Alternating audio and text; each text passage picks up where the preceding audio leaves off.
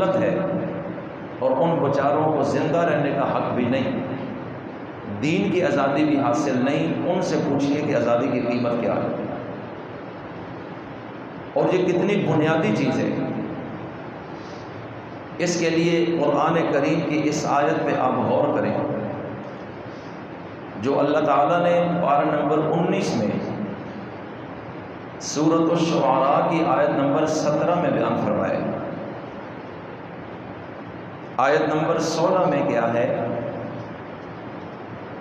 کہ اللہ تعالیٰ نے حضرت موسیٰ اور ہارون علیہ السلام دونوں بھائیوں کو جب پیغمبری عطا فرمائی تو فرمایا کہ تم دونوں چلے جاؤ مصر میں فرعون کے پاس، فقولا، اور دو باتیں اس سے کرو جو ہم تمہیں بتانے لگے ہیں۔ پہلی بات، انا رسول رب العالمین، کہ اے موسیٰ آپ یہ بات کریں فرعون سے کہ میں موسیٰ رب العالمین کا رسول ہوں، اس کا فرستادہ ہوں۔ پہلا پیغام اس کو یہ دینا ہے، اور دوسرا پیغام یہ دینا ہے تم دونوں نے جا کر ان ارسل معنا بنی اسرائیل، کہ ہماری قوم بنی اسرائیل ہے جو 400 سال سے مصر میں آپ لوگوں نے غلام بنا کے رکھی ہوئی ہے، لہٰذا بنی اسرائیل کو آزادی دیں اور ہمارے ساتھ ان کو بھیجیں اور روانہ کریں۔ ان کو ہم ان کے علاقہ ملک شام، فلسطین اور کنعان لے کر وہاں تک چھوڑنا چاہتے ہیں تاکہ وہ آزاد حیثیت سے زندگی بسر کریں۔ اگر آپ غور کریں تو اللہ کے حق میں جو زیادتی ہو رہی تھی کہ فرعون کہتا تھا کہ میں ہوں رب الاعلیٰ، انا ربکم الاعلیٰ، کہ تم سب کا اعلیٰ رب میں ہوں، اور آج انہوں نے کیا پیغام دیا کہ ہم رب العالمین کے رسول ہیں، یعنی ہم تجھے رب نہیں مانتے۔ گویا کہ دوسرے لفظوں میں فرعون کے سامنے سیاسی بغاوت کا اعلان ہے، اور اتنا بڑا اقدام حضرت موسیٰ کر رہے ہیں، اس کے قانون میں جس کی سزا موت کے سوا کچھ بھی نہیں، کہ کوئی مصر کا باشندہ یہ کہے کہ میں فرعون کو رب نہیں مانتا، اس کا واضح مقصد یہ ہے کہ میں قتل ہونا چاہتا ہوں۔ فرمایا یہ پیغام جا کر دو کہ میں رب العالمین کا رسول ہوں۔ حضرت موسیٰ علیہ السلام مصر کے تھے، لیکن اصل میں یہ بنی اسرائیل کا ملک مصر نہیں تھا، یہ اصل میں ملک شام کے تھے، کیونکہ یہ حضرت ابراہیم خلیل اللہ کی اولاد ہے، ان کے بیٹے حضرت اسحاق کی اولاد ہے، حضرت اسحاق کے بیٹے حضرت یعقوب علیہ السلام کی اولاد ہے۔ حضرت یعقوب علیہ السلام اللہ کے پیغمبر تھے، اور ان کے بیٹوں کو بنو اسرائیل کہا جاتا ہے، اور یہ 12 بیٹے تھے، ہر بیٹے کی ایک نسل چلی تو یہ بنی اسرائیل کے 12 قبیلے بنے، اور ان کی جتنی اولاد صدیوں میں دنیا میں بڑی اور پھیلی، یہ سارے حضرت یعقوب علیہ السلام کی اولاد ہیں، اور حضرت یعقوب کا نام تھا اسرائیل۔ عربی میں بیٹے کو ابن کہتے ہیں، اور زیادہ بیٹے ہوں تو انہیں بنون کہا جاتا ہے۔ تو چونکہ یہ حضرت یعقوب جو کہ اسرائیل ہیں ان کی اولاد ہے، اس لیے ان براہ راست 12 بیٹوں کو بنو اسرائیل کہا جاتا ہے، اور پھر آگے ان 12 بیٹوں کی جو نسل دنیا میں بڑی پھیلی چلی، اور یہ لاکھوں کی تعداد میں ہو گئی۔ حضرت یوسف علیہ السلام جو حضرت یعقوب اللہ کے پیغمبر کے بیٹے تھے، وہ بنی اسرائیل تھے، اور وہ منڈیوں میں بکتے بکاتے مصر کی منڈی میں فروخت ہوئے۔ یہاں کے وزیر اعظم نے حضرت یوسف کو خریدا اور اپنے گھر بیٹا بنا کر رکھا۔ وہاں سے ایک امتحان آیا، حضرت یوسف جیل میں چلے گئے اور پھر تقریباً 7 سال یا 12 سال بے گناہی کی جیل کاٹی۔ پھر اللہ کی تقدیر غالب آئی کہ حضرت یوسف علیہ السلام کو اللہ ملک کی سلطنت پر لے گیا۔ یہ ملک کے وزیر خزانہ بنے اور باکمال اپنی وزارت کا قلم دان سنبھالا۔ پورے ملک میں آپ کا شہرہ ہوا اور عوام آپ کی گرویدہ بن گئی، حتیٰ کہ جو ملک مصر کا بادشاہ تھا وہ خود آپ کا دیوانہ ہو گیا۔ اور حضرت یوسف کو اللہ نے خاص ڈھنگ دیا تھا ملک اور سلطنت چلانے کا، علم الہی بھی تھا اور خوابوں کی تعبیر بھی جانتے تھے، اور وقت کے پیغمبر کے بیٹے ہیں، اور یہاں غلامی سے گزرتے ہوئے جیلوں سے ہوتے ہوئے سلطنت پر پہنچے، اور پھر آنے والے وقت میں ملک کے مصر کے بادشاہ بن گئے۔ اور اس سارے پروسیس میں کئی دہائیاں لگی، اور پھر مصر کے ارد گرد جتنے ملک ہیں ان سب میں قحط پڑا، کھانے کے لیے کچھ نہیں تھا۔ لیکن حضرت یوسف علیہ السلام کی ایسی تدابیر تھی معیشت کے لحاظ سے کہ مالی طور پر مصر بڑا مضبوط تھا۔ ان تمام ملکوں میں یہ آواز لگی کہ ملک مصر میں جو بندہ بھی جائے ایک خاص مقدار تک ہر بندے کو غلہ دیتے ہیں پیسوں کا۔ چونکہ فلسطین میں، اردن میں، سوریہ میں، یہ پرانے دور کا ملک شام تھا جو میں نام لے رہا ہوں، آج شام کا نام سوریہ ہے، اردن اور فلسطین یہ تینوں ملک ملا کر ایک شام بنتا تھا اس وقت کا۔ اور وہاں بھی ان کو خبر ملی کہ مصر کا بادشاہ بہت نیک انسان ہے اور رحم دل ہے، تو وہ لوگوں کو غلہ دے رہے اور ذخیرہ بہت زیادہ ان کے پاس تھا۔ لہٰذا وہ ان کے سگے بھائی جنہوں نے کنویں میں پھینکا تھا اور یہ کہا تھا والد کو بھیڑیا ان کو کھا گیا ہے، ان کو اگلی بات تو معلوم نہ تھی، ایک زمانہ گزر گیا۔ اب وہ بھی یہاں آئے غلہ لینے، حضرت یوسف نے ان کو پہلی نظر میں پہچان لیا، اور حضرت یوسف کا والدہ کی طرف سے بھی جو سگا بھائی تھا ان کا نام تھا بنیامین۔ ان کو تنہائی میں ساری بات بتا دی اور ایک ہیلا کیا اللہ کے حکم سے۔ اللہ کہتے ہیں کذالک کدنا لیوسف، یہ تدبیر ہم نے یوسف کو بتائی کہ آپ یوں کریں، اور اس طرح اس واقعے کے ضمن میں بنیامین کو اپنے پاس روک لیا۔ باقی بھائی اب واپس ہوئے پریشانی کے عالم میں۔ حضرت یعقوب کو انہوں نے کہا کہ ہمارے بھائی بنیامین نے وہ پیمانہ جس کے ساتھ مصر کے کارندے غلہ بھر کر دیتے تھے وہ سونے کا تھا، اس نے وہ چھپا لیا، اور جب تلاشی لی گئی تو اس کے سامان سے برآمد ہوا، اور وہاں کے قانون کے مطابق جس کے سامان سے چوری کا مال برآمد ہو اس کو گروی رکھ لیا جاتا ہے۔ لہٰذا تقدیر غالب آ گئی اور وہ بادشاہ کی قید میں چلا گیا۔ حضرت یوسف پریشان ہو گئے کہ پہلے انہوں نے میرا ایک بیٹا گم کیا اور آج دوسرا بیٹا بھی میرے ہاتھ سے نکل گیا۔ ان پر قیامت ٹوٹ پڑی اور غم کے پہاڑ ٹوٹ پڑے۔ لیکن اب ادھر مسئلہ پیٹ کا بھی تھا کہ اور کوئی راستہ نہیں ہے، یہ غلہ جو ہم لائے ہیں یہ تو کچھ ٹائم چلے گا، ختم ہو جائے گا، دوبارہ ہم نے وہاں جانا ہے۔ اب دوبارہ جب یہ مصر میں آئے، حضرت یوسف اور بنیامین کی گفتگو ہو چکی تھی، پچھلے سارے حالات انہیں معلوم ہو گئے، اور حضرت یوسف صبر کے ساتھ چلے، اور جب یہ بادشاہ بن گئے اب اختیار اور اقتدار بھی تھا، یہ چاہتے تو واپس اپنے والد کے پاس کنعان پہنچ جاتے، خبر دیتے، لیکن حکم الہی ایسا تھا کہ ابھی اجازت نہیں۔ نبی اللہ کے امتحانوں پر دل سے راضی ہوتے ہیں اور اللہ کے حکم کو کبھی توڑتے نہیں۔ خلاصہ یہ نکلا کہ حضرت یوسف تو یعقوب تو لا علم تھے کہ میرا بیٹا کہاں ہے۔ تقریباً 40 سال کا عرصہ گزر گیا۔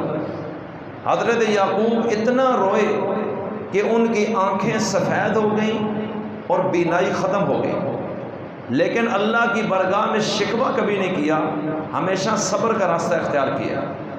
اللہ کے در کے سوا کسی در پر کبھی جھکے نہیں اور منت نہیں مانی کہ جس رب نے دیا ہے لیا ہے وہ دینے پر بھی قادر ہے، میں اپنا نظریہ اور عقیدہ خراب نہیں کروں گا، اس لیے کہ اللہ کے سوا اولاد دینے والا کوئی نہیں، اللہ کے حکم کے بغیر تو پتہ بھی نہیں ہلتا، تو یوسف کیسے گم ہو سکتے؟ یقیناً میرے رب کی کوئی ایسی حکمت ہے اس میں کہ جس پر مجھے صبر ہی کرنا ہے۔ اور ادھر قدرت کا نظام یہ تھا کہ یوسف کو ہم تخت مصر کا والی بنائیں، جب تک اس آزمائش سے نہ گزرتے اس سیٹ پر نہیں جا سکتے تھے۔ خلاصہ یہ نکلا کہ اب یہ راز کھلا کہ ملک مصر کا بادشاہ تو یعقوب کا بیٹا یوسف ہے، لہٰذا حضرت یوسف نے اپنے بھائیوں کو معافی مانگنے پر دل سے معاف کر دیا اور کوئی گلہ شکوہ بھی انہیں نہیں دیا، اور پھر انہوں نے یہ فرمایا کہ اب تم واپس جاؤ اور والدین کو بھی لے کر اور خود بھی آ جاؤ، اور اب آئندہ باقی زندگی مصر میں گزارنی ہے۔ تو یہ بنی اسرائیل کا پہلا فرد جو مصر میں پہنچا وہ حضرت یعقوب کے بیٹے یوسف تھے۔ مصر بنی اسرائیل کا علاقہ نہیں تھا، ان کا ملک شام ہے، فلسطین میں ایک ایریا ہے کنعان، یہ خاص ان کا وطن تھا۔ حضرت ابراہیم خلیل اللہ کا بھی یہ علاقہ ہے، اور یہ سارے لوگ شامی کہلاتے ہیں۔ اب جب یہ قوم باہر سے آئی، ملک کا بادشاہ ان کا اپنا ہے، اس لیے ان کو اس ملک میں مشکل نہیں ہے، اور ان تمام بھائیوں نے مصر میں رہائش اختیار کی، بڑی عزت احترام کے ساتھ۔ نبی کی اولاد ہے، حضرت یعقوب علیہ السلام بھی رہے، اس کیفیت میں ان کی نسل بڑھتی رہی، اور مصر کی جو بڑی قوم تھی اس قوم کا نام ہے قبطی، اور ملک مصر کے جتنے بادشاہ ہوتے تھے ان کا لقب تھا فرعون۔ جیسے ہمارے ملک میں جو بادشاہ بنے اس کو صدر کہا جاتا ہے، صدر مملکت، اب چاہے وہ کوئی بھی ہو، یہ ایک منصب اور سیٹ کا نام ہے، بندے کا نام نہیں۔ اس طرح فرعون بھی اس سیٹ کا نام ہے، بندے کا نام نہیں۔ ملک میں کئی فرعون گزرے، جو بھی ملک کا صدر ہوتا، ایک وزیر اعظم تھا وہ اور ہے، ایک ملک کا صدر تھا، جو ملک کا صدر ہوتا اس کو فرعون مصر کہا جاتا ہے۔ حضرت یوسف کے دور میں جو ملک مصر کا فرعون تھا وہ بہت اچھا آدمی تھا، حضرت یوسف کی دل سے قدر کرتا تھا، اور بعض نے لکھا ایمان بھی لے آیا تھا۔ لیکن پھر صدیاں گزری، حتیٰ کہ حضرت موسیٰ علیہ السلام مصر میں پیدا ہوئے۔ یہ حضرت موسیٰ بھی بنی اسرائیل ہیں اور حضرت یعقوب ہی کی نسل ہیں، لیکن 400 سال کا عرصہ گزر گیا تھا، اور فرعون جو اس وقت تھا وہ ظالم تھا، اور وہ کہتا تھا خدا میں خود ہوں۔ اور ان صدیوں میں حضرت یوسف اپنے وقت پر دنیا سے چلے گئے، پھر بنی اسرائیل کا کوئی شخص مصر کا بادشاہ نہیں بنا، بلکہ مصر کے جو وارث تھے وہ قبطی تھے، اس لیے اس کے بعد فرعون چلتے رہے، اور جو فرعون حضرت موسیٰ کے دور میں تھا یہ سب سے زیادہ ظالم تھا۔ آج بھی فرعون کسی کو کہا جائے کہ تم فرعون ہو تو یہ اشارہ اسی کی طرف ہوتا ہے ظلم کی وجہ سے، کہ اس کو نجومیوں نے یہ بات بتائی کہ ہمارا علم یہ کہتا ہے کہ تیرے دور اقتدار میں بنی اسرائیل کے ہاں ایک لڑکا پیدا ہوگا جو تیری سلطنت کو ختم کر دے گا، اور اس طرح تیرا زوال ہوگا اور تو ختم ہو جائے گا۔ اگر تو بچانا چاہتا ہے اپنی حکومت کو، ابھی سے تجھے منصوبہ بنا کر اس چیز کی پلاننگ کر کے مسئلے کو حل کرنا ہوگا۔ اس نے کہا پھر کیا کیا جائے؟ انہوں نے حساب کتاب کیا، کہ وہ کس سال پیدا ہو سکتا ہے۔ اور پھر چونکہ بنی اسرائیل کو مصر میں غلام بنایا گیا، اس وقت ان کی تعداد تھی 6,80,000، اور یہ ملک کی دوسری بڑی آبادی ہے۔ مصریوں کے نیچے ان کو دبا کر رکھا ہوا تھا، زراعت ان سے کرواتے، مکانات ان سے تعمیر کراتے، بیگار میں ان سے کام لیتے، جانوروں سے بدتر ان کے ساتھ سلوک تھا، ان کے حقوق دلوانے والا کوئی نہیں۔ اور یہ بنی اسرائیل بھی تقریباً شرک میں ڈوب گئے، چونکہ مصر کے لوگ فرعون کو پوجتے تھے، سورج کی پرستش کرتے تھے۔ اب ان کو سمجھانے بجھانے والا کوئی نہیں، اور یوں غیر ارادی طور پر یہ پوری قوم غلامی میں چلی گئی اور صدیوں تک غلام رہے۔ اب اللہ تعالیٰ نے اپنی تقدیر کو غالب کیا۔ فرعون نے تدبیر بنائی کہ 1 سال بنی اسرائیل کے جو بچے پیدا ہوں ان کو قتل کیا جائے، عورتوں کو زندہ چھوڑ دیا جائے، کیونکہ خطرہ تو ان کے لڑکے سے ہے، لڑکیوں سے نہیں۔ گھروں کے کام کاج کے لیے ہمیں ان کی عورتیں چاہیے، لہٰذا عورتوں کو بڑا ہونے دو اور گھریلو خدمت مصر کی وہی کریں گی۔ ان کو غلام بناؤ، لونڈیاں بناؤ، نوکرانی بناؤ، یہ کیا کر سکتے ہیں ہمارا۔ اور باقی رہا یہ معاملہ کہ جو لڑکے ہیں ان کو قتل کرنا ہے۔ چند سال تک تو ہر سال پیدا ہونے والے لڑکے مرواتا رہا کہ بنی اسرائیل کا کوئی بچہ بھی پیدا ہو اس کو قتل کر دیا جائے، اور اس طرح 90,000 بچہ اس نے قتل کروایا اپنے اقتدار کو بچانے کے لیے۔ انسان بعض اوقات اس قدر اقتدار سے چمٹتا ہے کہ وہ قاتل اور ظالم بننا اس کے لیے عام چیز ہے، اور آج بھی دنیا میں یہ چیز دیکھنے میں ہے۔ انسان کا مزاج نہیں بدلتا، ظاہراً بڑے شریف ہوتے، اندر سے بڑے گھناؤنے کردار اقتدار کی وجہ سے وہ لوگ اپناتے ہیں۔ قرآن کریم یہ بتا رہے۔ پھر مصر کے لوگوں نے اور کابینہ نے فرعون کو کہا اگر یوں ہی یہ بچے قتل ہوتے رہے تو ایک وقت آئے گا کہ ہماری نوکری چاکری کرنے والا کوئی بھی نہیں ہوگا، لہٰذا 1 سال جو بچے پیدا ہوں زندہ چھوڑو، 1 سال جو پیدا ہوں ان کو مار دو۔ نجومیوں سے پوچھ لو کہ موسیٰ نے کس سال پیدا ہونا ہے، آیا جو جفت والے سال میں یا طاق والے سال میں؟ اگر وہ طاق والے سال میں ہے تو ہر طاق والے سال کے بچے مارتے رہو۔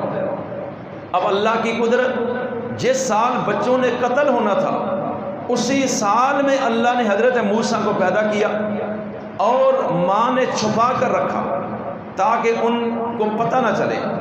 وہ گھروں میں آ کر وقتاً فوقتاً چیک اپ کرتے تھے کہ کسی عورت کا کوئی بچہ پیدا تو نہیں ہوا، بنی اسرائیل کے ہاں کوئی لڑکا، اور اگر ہوتا تو وہ مار دیتے، یا وہ اعلان یہی تھا کہ اپنا بچہ خود مارو، اگر ہمیں پتہ چلا تو ہم تمہیں بھی نہیں چھوڑیں گے۔ اسی طرح حضرت موسیٰ کو اللہ نے بڑا حسین پیدا کیا، ان کی والدہ تھی، انہوں نے چھپا کر رکھا۔ اچانک اطلاع ہو گئی کہ اس گھر میں کوئی بچہ ہے۔ فرعون کے فوجی اور سپاہی آئے، دروازہ کھٹکھٹایا، اور ان کو تو کسی شخص کو قتل کرنے میں کبھی کوئی عدالت پوچھتی نہیں تھی، فرعون کا کھلا آرڈر تھا۔ اب اگر یہ معاملہ ہوتا کہ بچہ برآمد ہو تو فرعون کے ان سپاہیوں نے ایک لمحے میں بچے کو بھی مارنا ہے، بچے کی ماں کو بھی مارنا ہے، اور بچے کی ایک بہن ہے موسیٰ علیہ السلام کی، اس کو بھی قتل کرنا ہے۔ جب دروازہ کھٹکھٹا، دروازہ کھولنے سے پہلے تفسیر مظہری میں کہ حضرت موسیٰ کی والدہ پریشان ہو گئی کہ میں نہیں چاہتی میرا بیٹا ان کے ہاتھ لگے، یہ اس معصوم کو قتل کر دیں گے۔ اب اللہ تعالیٰ نے ایک نظام بنایا، ماں نے اپنے بچے کو بچانے کے لیے، ان سے چھڑانے کے لیے اللہ نے دل میں ڈالا، جلتے ہوئے تندور کے اندر ڈال دیا، اللہ نے القاء کیا اس میں پھینک دو۔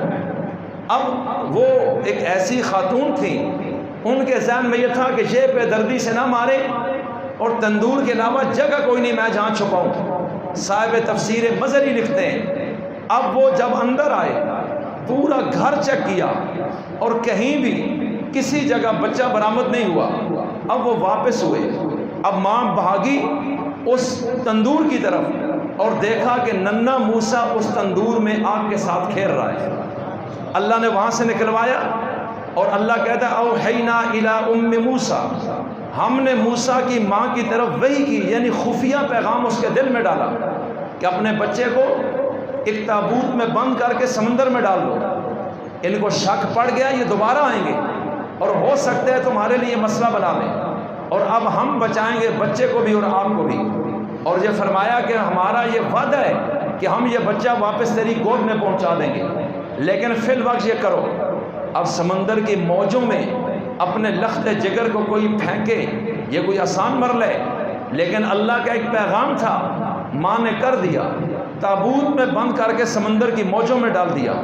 اب وہ تابوت لکڑی کا تھا، وہ ڈوبا نہیں، وہ اوپر چل رہے. اور حضرت موسیٰ کی بہن جو اپنے بھائی سے شدید محبت رکھتی ہے، وہ دریا اور سمندر کے کنارے کنارے نظر رکھے ہوئے کہ یہ صندوق جاتا کدھر ہے.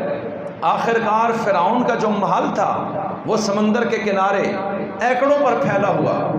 وہاں سے کسی نے دیکھا، حتیٰ کہ فرعون کی بیوی آسیہ نے دیکھا کہ یہ کوئی صندوق جا رہا ہے. کہا کہ اس کو پکڑ کے لاؤ، یہ کیا ہے. اور جب کھولا تو اتنا خوبصورت بچہ، فرعون کی اولاد کوئی نہیں تھی. آسیہ کے دل میں یہ آئی کہ میں اس کو بیٹا بناتی ہوں. فرعون کو بلایا. فرعون نے کہا کہ نہیں، ہو سکتا ہے یہ وہی بچہ ہو جس نے میری حکومت کا خاتمہ کرنا ہے. آسیہ نے کہا ایسی بات نہیں، اس کا چہرہ دیکھو یہ کیسا ہے، یہ خطرناک نہیں ہوگا، اس کو ہم بیٹا بناتے ہیں. فرعون کا دماغ الٹ ہوا اور اس نے یس کر دیا. اللہ کہتا ہے یہ ہماری تدبیر ہوتی ہے. جس بچے کی وجہ سے 90,000 بچہ مارا، ہم نے وہ بچہ اٹھا کے فرعون کی گود میں ڈال دیا. آسیہ اس کی ماں بن گئی. شاہی خرچے پر بچے کو ہم پلوا رہے ہیں. اور پھر ادھر دودھ پینے کا وقت آیا، بچہ دودھ پکڑ ہی نہیں رہا. جتنی دائیاں بلائی گئیں کسی کا دودھ پکڑتا ہی نہیں ہے. بچہ رو رو کے نڈھال ہے. آسیہ کا کلیجہ منہ کو آ رہا ہے کہ ہم کریں کیا، یہ تو مر جائے گا، یہ کسی کا دودھ ہی نہیں پیتا. ادھر حضرت موسیٰ کی بہن اچانک شاہی محل میں عورتوں کے اندر داخل ہو گئی. جاتے تھے لوگ وہاں کام کاج کے لیے. اس نے کہا کہ ایک نیک عورت ہے اور وہ فلاں جگہ رہتی ہے، مجھے لگتا یہ ہے کہ یہ بچہ اس کا دودھ پکڑ لے گا. تمہیں اگر چاہیے تو اس کی جو تنخواہ ہے وہ تم دے لو، تو بچہ اس کو دے دو، وہ دودھ پلا لے گی. یہ میرا ایک مشورہ ہے. لیکن یہ نہیں بتایا یہ میرا بھائی اور وہ اس کی ماں ہے. انہوں نے کہا اچھا بلاؤ. اب شاہی پروٹوکول میں حضرت موسیٰ کی والدہ کو لایا گیا. بہت عزت کے ساتھ کہا بچے کو اٹھا کے ذرا سینے سے لگاؤ. بس جو ہی سینے سے لگایا، حضرت موسیٰ نے اپنی ماں کا دودھ پینا شروع کر دیا. بس انہوں نے کہا ٹھیک ہو گیا، جتنا خرچہ مہینے کا ہے وہ ہم دیں گے، یہ بچہ آپ آ کے روزانہ دودھ پلاؤ. پھر ماں نے کہا کہ دیکھو روز میرے لیے آنا بڑا مسئلہ ہے، میرے گھر کے کام کاج ہیں، اگر آپ اجازت دیں تو بچہ میں اپنے گھر لے جاؤں، آپ روزانہ اس پہ نظر رکھیں، نگرانی کریں، خرچہ آپ دیتے رہیں، مجھے بھی اور اس کو بھی. آپ کے بچے کو میں دودھ پلا دوں گی، اور چند دن بعد جب آپ چاہیں گے تو بچے کو لے کر آؤں، آپ ملاقات کریں. اب فرعون نے کہا ٹھیک ہے. اللہ کہتا ہے ہم نے وعدہ پورا کیا اور موسیٰ کو واپس اس کی ماں کی گود میں ڈال دیا. اور ہم نے یہ کہا پارہ نمبر یہ سورہ قصص 12-20 میں اللہ کہتے ہیں ہم نے کہا کہ بچے کو دے کر آنکھ ٹھنڈی کر، انا رادوہ الیک، سمندر میں ڈال، ہم اسے واپس تیری طرف لائیں گے. اور صرف واپس نہیں لائیں گے، وجاعلوہ من المرسلین، میں رب موسیٰ کو وقت کا رسول اور پیغمبر بھی بنا دوں گا. اب وہ ماں لے رہی ہے گود میں، دودھ پلا رہی ہے، چوم رہی ہے، بوسے لے رہی ہے. اللہ کہتا ہے دیکھو یہ خدائی کا دعویٰ کرتا ہے منٹل، اس کو پتہ نہیں ہے ہو کیا رہا ہے. کہتا ہے میں خدا ہوں. خدا تو وہ ہے جو ہر چیز جانتا ہے، یہ کہاں سے خدا ہے؟ اس کو پتہ ہی نہیں کہ دشمن اس کے گھر میں پڑ رہے. اور پھر 30 سال تک حضرت موسیٰ فرعون کے محل میں پلے، 30 سال کے نوجوان بنے، 30 سال زندگی گزاری. موسیٰ کی جان آسیہ کے اندر تھی. حضرت موسیٰ سے اس قدر پیار تھا، فرعون بھی بہت چاہتا تھا. اللہ کہتا ہے ہم نے اتنا محبوب بنا دیا موسیٰ کو.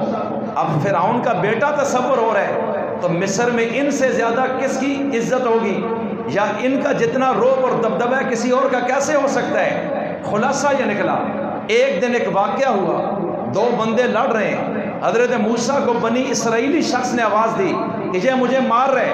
حضرت موسیٰ نے یکدم جا کے چھڑایا، اور وہ قبطی زیادتی کر رہا تھا بنی اسرائیلی پہ، اور جب چھڑایا اس کو مکہ مارا، آرام سے مارا، ارادہ بھی نہیں تھا، یہ آلے قتل بھی نہیں. لیکن موسیٰ کی طاقت اتنی زیادہ، بس ایک ہی مکے سے وہ جگہ پہ مر گیا. عجیب ایک واقعہ ہوا. اب قبطی کی لاش فرعون نے کہا کہ تفتیش کرو یہ مارا کس نے ہے، پتہ کوئی نہیں چل رہا۔ رات کو وہ ڈھونڈتے رہے قاتل۔ اگلے دن حضرت موسیٰ گزر رہے تھے، وہی بنی اسرائیلی ایک اور شخص کے ساتھ لڑ رہے۔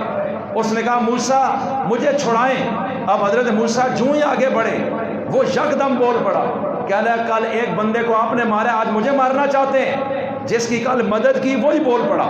اب وہاں سے راز آؤٹ ہوا، فرعون کو معلوم ہوا کہ وہ جو قتل ہوا ہے موسیٰ کے ہاتھ سے ہو گیا ہے۔ اس نے آنن فانن آرڈر دیا کہ موسیٰ کو گرفتار کرو اور قتل کرو۔ اب جب کابینہ میں مشورہ ہوتا ہے، کابینہ کے اندر سے اللہ نے ایک بندہ کھڑا کر دیا جس کے دل میں موسیٰ کی محبت تھی۔ اس نے خفیہ پیغام دے دیا کہ آپ اپنی جان چھڑائیں، یہ آپ کو مارنا چاہتا ہے فرعون۔ حضرت موسیٰ وہیں سے نکلے اور ہجرت کر گئے، اس ملک سے نکل گئے، ملک مدین میں گئے۔ 30 سال یہاں رہے، 10 سال مدین میں رہے کہ یہ FIR ہے 302 کی اور فرعون مجھے لٹکا دے گا، یہاں تو کوئی پرسان حال نہیں۔ 10 سال بعد وہاں سے واپس آئے، وہاں کے پیغمبر حضرت شعیب ان کے سسر بنے، ان کی بیٹی سے شادی ہوئی۔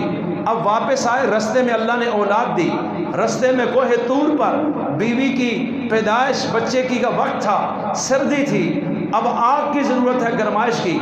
دور پہاڑ پر آگ دیکھی، آگ لینے گئے، وہ آگ نہیں تھی، وہ اللہ کے نور کی تجلی تھی۔ بس جو ہی پہنچے یکدم غیب سے آواز آ گئی، اے موسیٰ یہ بڑی مقدس وادی ہے، 40 سال آپ کی عمر ہے، یہ بڑا مبارک مقام ہے، آپ جوتے اتاریں۔ سورہ طٰہٰ میں فَخْلَعْ نَعْلَيْكَ إِنَّكَ بِالْوَادِ الْمُقَدَّسِ طُوًى، جوتے اتاریں اور آگے جوتے اتار کر آئیں، یہ وادی بڑی پاکیزہ اور بہت پاک ہے، لہٰذا جوتوں سمیت نہ آئیں۔